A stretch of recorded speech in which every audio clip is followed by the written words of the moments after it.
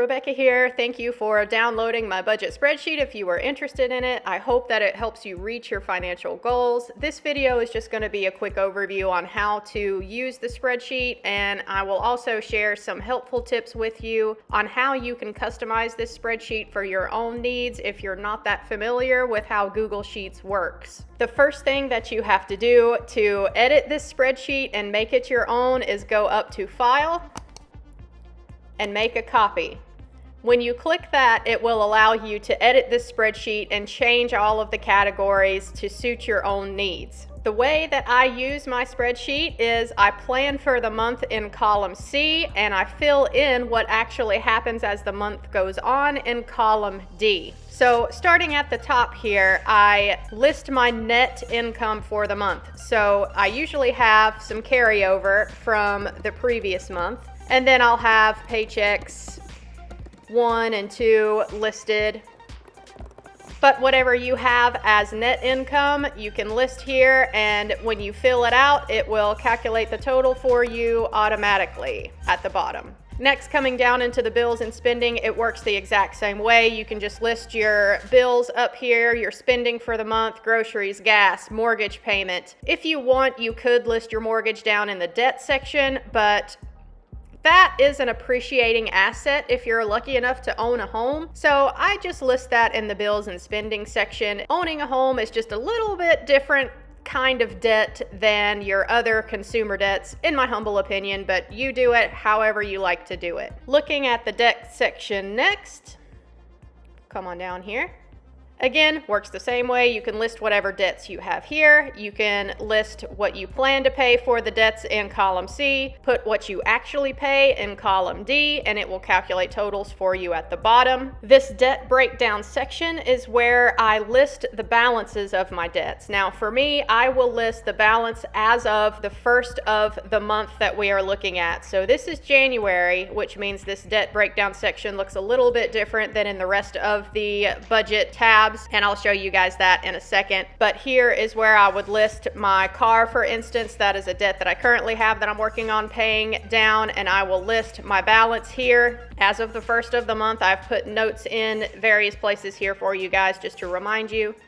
And the interest rate here I keep track of to the side just because I like to know which debts have the highest interest, or if the interest is low. If it's variable, if it's fixed, I just list it here as a note to myself. And again, the spreadsheet will calculate the totals for you at the bottom. Down here is where I keep my mortgage debt, just because I do recognize that it is a debt and I like to keep track of it. Although I personally don't think that I'll ever aggressively pay off any mortgage that I have, but still it's good to keep track of the debt balance down here, and I do that in this debt breakdown section. Now, when I click over to the February tab, you can see that this debt breakdown section looks a little bit different than it did in January, and that is because starting in February, when you list your balances, it will calculate how much of your payment went towards principal, how much went towards interest, and it will total that for you at the bottom. And then down here for year-to-date totals, as you go through each tab in this budget spreadsheet and fill it out, it will also calculate for you how much you have paid to debt throughout the year and how much you have paid towards principal and how much you lost to interest as the year goes on. So I find that just really motivating if you're trying to aggressively pay down debt. It really did help to keep me motivated while I was still on a debt payoff journey. Clicking back over to January, this section here is what I really think sets my budget spreadsheet apart from other budget spreadsheets you might see that are out there. I like to keep track not only of my monthly income and spending, but also my monthly investing as well, because getting debt free is only part of the journey, guys. You got to build that wealth once you are debt free, right? So for this section, I have listed all of my investing accounts that I have. I also put my savings accounts down here. here just so I can keep track of interest earned on my savings accounts. But the thing about this section that I really wanted to point out is the last section down here. So this is where I personally list my 403B that I have through my employer. I like to keep track of how much I am contributing and how much my employer matches here. If you do not have an employer 401k or a 403B, or you don't contribute to it, they don't have a match, you may want to delete these two rows out of your tracker, or you can just leave them blank, because these two rows at the very bottom of the investing section here don't get calculated when it comes to your totals down here at the bottom, because a 401k and a 403b are both pre-tax money, right?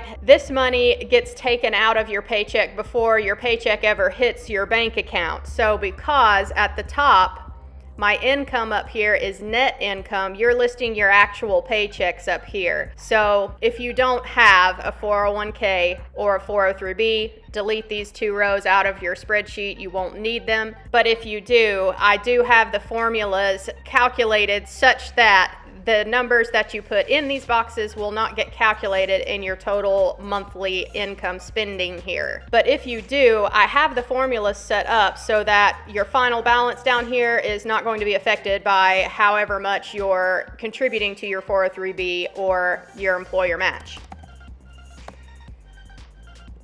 See? Let's say that you're lucky enough to contribute $2,200 a month towards your 403b. It's still reflecting that I have a $2,200 balance available down here, since that's what I listed as my paycheck income, because it knows that these two lines in the investing portion are pre-tax. And then y'all may have noticed over here that it does automatically calculate your savings rate for the month. I did add a note in here too that the way that I personally track my own savings rate, I don't include debt payments into the savings rate. So if you guys want to include debt payments, then you're gonna have to change the formula around for yourself. You're welcome to do that if you like. I just never counted debt payments because I liked to calculate my savings rate based off of the amount of money that I actually have going towards investing. That's just how I preferred to do it. And you can see here that as you fill out this column D, then your savings rate automatically calculates. So why did it calculate as 50% here when I have $2,200 as my retirement account contribution here, and I have $2,200 as my income listed? So the way this formula works is that it will take into account your pre-tax investment accounts into the savings rate. What it does is just add in these amounts to your income, and then it makes the calculation for the savings rate. So the savings rate is calculating your total income, not just your net income. It does take into account the money that is also going towards pre-tax investment accounts. So if you don't have a 401k or a 403b, but you have an IRA, a traditional IRA, you could list that here instead of a 401k or 403b. The calculations will work out the same because a traditional IRA is a pre-tax account as well. So just be aware of that when you're using this tracker, that if you have pre-tax investing accounts, save those for the last two lines here. Post-tax investing accounts should go up above here. Lastly, my am I financially independent yet here? My personal goal is to reach 1.2 million invested. So when I click on this box, I have that reflected, and y'all can see the note that I put in this box as well. So if 1.2 happens to be your FIRE number, then this will work for you. If not, all you have to do is go up here into the formula box and change this 1.2 million to whatever your own FIRE number is, and it will calculate a percentage for you. So for example, this column E down here in my investing and FIRE tracking, this is where I keep track of all of the balances in my investing accounts. So let's say that my total here again is 2,200. That means that I am almost 0.2% of the way to my FIRE number already. So this is why I really enjoy my own personal budget spreadsheet here that I use because I just enjoy seeing this FIRE number get closer and closer every single month. I like keeping track of my investment accounts with my monthly budget. That way I feel like I have a more full financial picture. I hope that you guys will appreciate that as well as you're trying to reach your own financial goals. And the last thing that I'll go over here is just some helpful tips and tricks on how to use Google Sheets if you're not that familiar and you would like to change some of this to suit your own personal style. So for example, I know that I do have a lot of colors here on the spreadsheet. Some people are not a fan of that. They would rather change these colors to just gray or some other color that suits you. If you want to do that, all you have to do is click whatever box you would like to change, or you could click multiple boxes, come up here to the fill color, change it to whatever you want.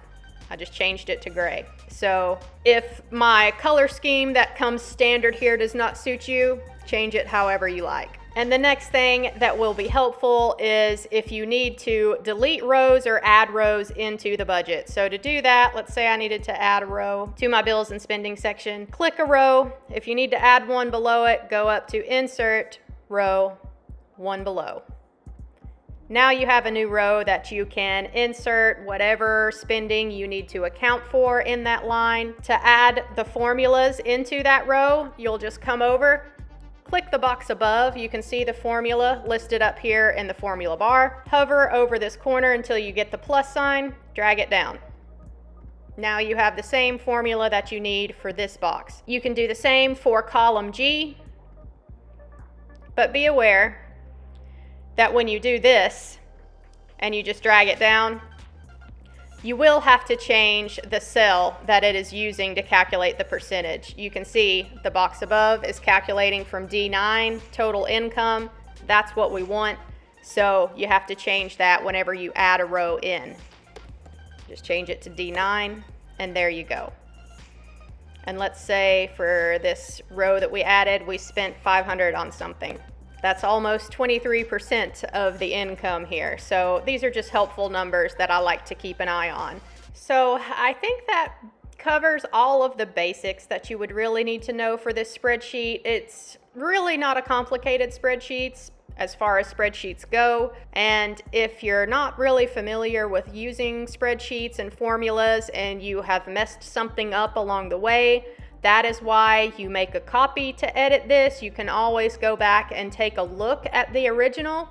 If a formula gets messed up, you can see what the original formula is. Put that into this spreadsheet and hopefully that will fix it for you. I did double check the formulas before I listed this spreadsheet on the Ko-Fi site, but there are 12 pages in this spreadsheet. So if I've missed one somewhere, y'all let me know in the comment section down below if you find something that's not working out. And if I need to adjust a formula in the original copy, I can do that. So again, I hope that you guys really enjoy this spreadsheet. I have used it every single month for years now. And honestly, guys, as much financial progress as I have made, I can really attribute all of the financial progress that I have made to the basic budget. This is where it all begins, guys. If you can get a hold of your income and your spending, that is the basis from which all financial progress is made. I do have other spreadsheets available on my Ko-Fi site. I will have that listed in the description box below in the first pinned comment. As of right now, I do have a net worth and savings rate tracker that works well using this spreadsheet. I do have other spreadsheets available on my Ko-Fi site, and I will have the link to that in the description box down below and in the first pinned comment. I have a passive income tracker that I use, and I also have a net worth and savings rate together in another spreadsheet, and that one will help you track your quarterly net worth as well as your quarterly average savings rate. I really like that one as well. So if you guys like the sounds of those, check out the Ko-Fi site. These spreadsheets are all free. I hope that you enjoy them, and if you're at all interested in watching me pursue my own financial independence retire early journey, then subscribe to the channel down below. I'll see you in my next video. Thanks.